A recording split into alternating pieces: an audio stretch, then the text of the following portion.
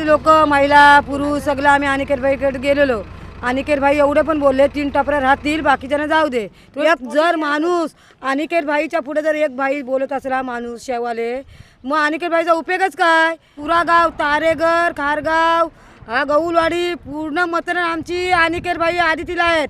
तरी पण आम्ही 3 महिलांना जर आम्हाला न्याय भेटला नाही तर आम्ही करायचं काय. मग आदितीताई बोलतोय महिलांसाठी सगळा सेवा. तरी पण आम्ही आदितीकडे बोललो जाऊ दे आदितीताई आपल्याला न्याय देते मग न्याय कुठे राहिला आमचा. आता न्याय आम्हीच पडलोय खाली. आता 18 वर्षी तर अचानक त्याने लॉज वगैरे बांधली नाही तर तो बोलतो मला दुकानं नको तुमची. आता काय करणार आम्हाला आशा कसली आहे सांगा मला. आम्हाला न्यायच नाही भेटला तर आम्ही करणार काय. आम्हाला तर शक्तीच नाही जगायची. आमच्या पोरांना उद्ध्वस्त त्यांची पोरं तिकडे बंगल्यामध्ये ना आमची पोरं उद्ध्वस्त रस्त्यावर आलीत. त्यांचं पोट कोण भरणार.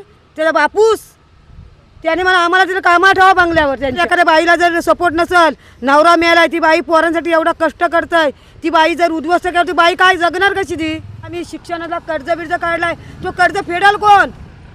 आम्हाला जर आम्ही ह्या दुकानात आम्ही नष्ट केले आम्हाला कर्ज फेडेल कोण कर्ज फेडणार आमचा का. आम्हाला कोण पाठीमागं आहेत.